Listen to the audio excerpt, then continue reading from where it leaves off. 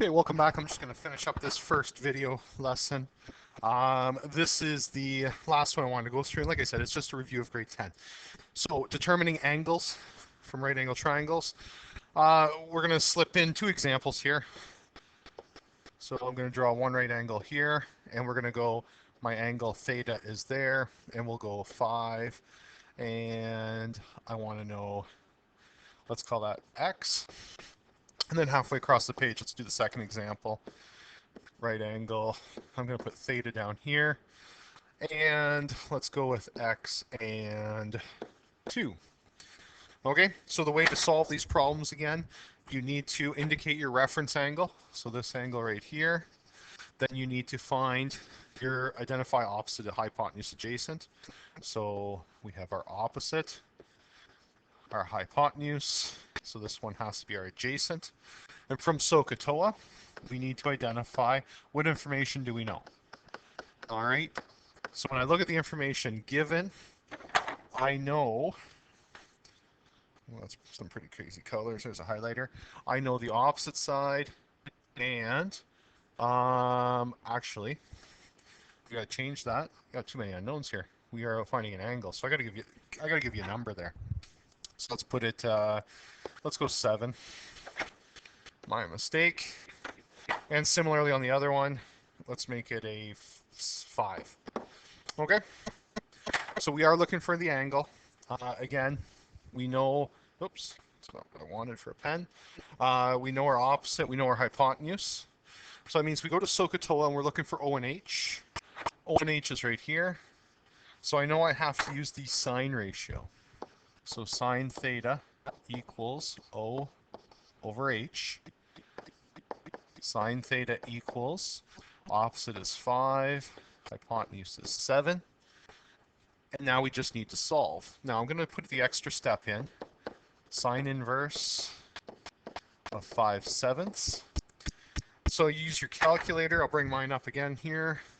Clear that off. I am in degrees.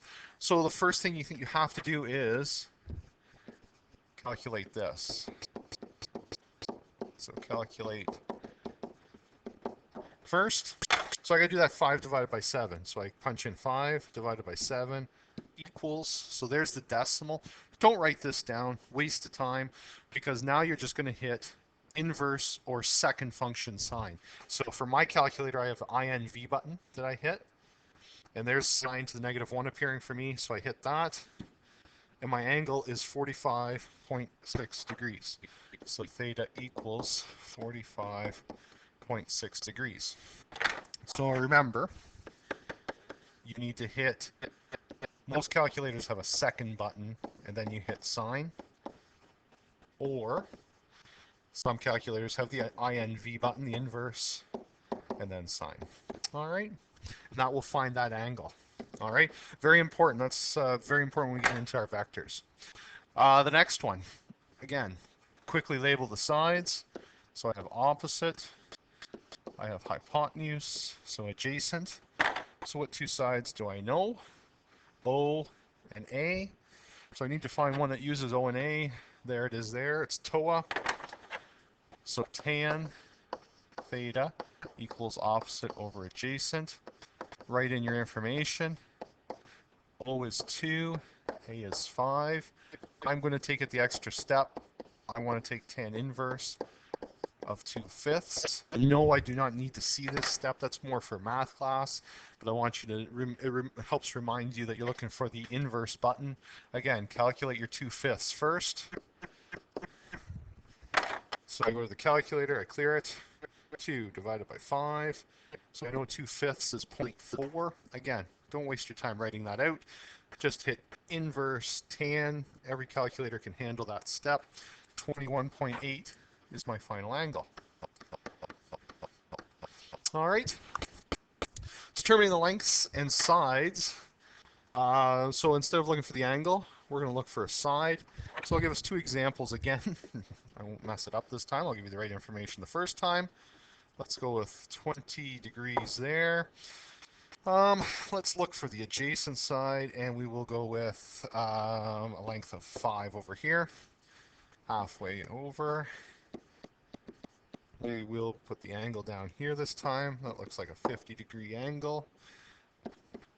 That's the unknown, and we'll make that the other piece of information. So, first step, label your sides. Opposite, hypotenuse, that has to be the adjacent side. There's my OA and H. What two sides do I know information about? I know the hypotenuse, I know the adjacent, and I know the angle. So I need to find something that uses A and H. So A and H is my CA, so cos function. So I'm going to use the cos function here. Cos theta equals A over H. Plug in my information. And this time I know the angle, so cos of 20. And remember, cos of 20 is a number. You have to punch that in the calculator. Adjacent side's x, hypotenuse is 5. We want to solve for x. So what is the 5 doing to the x? It's dividing. Opposite of dividing is multiplying. So this will turn into 5 times cos 20 equals x, which means x will equal, bring up my calculator, 5 times cos, whoops, here's a perfect example. My calculator doesn't do things the right way. So I have to punch in 5 times, so 5 times, oh, now it's not even clearing. There I go. So 5 times, now with my calculator I have to put the angle in first. So I have to do 20 cos. So you need to make sure you check with your calculator. I get 0.94,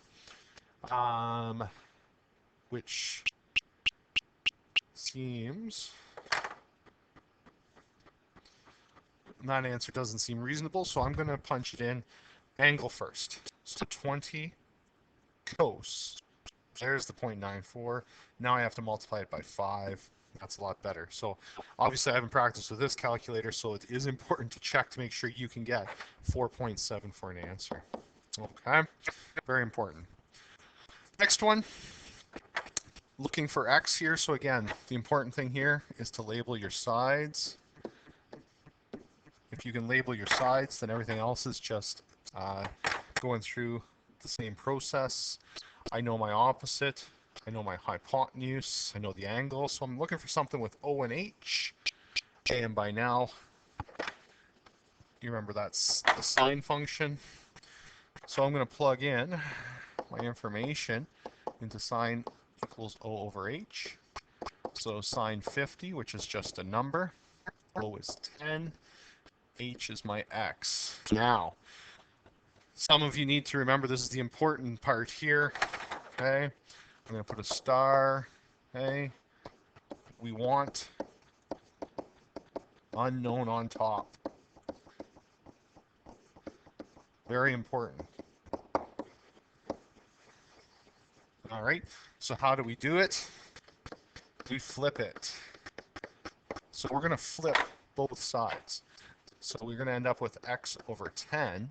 And on the other side, that sine 50 is really over 1. We just never write that in.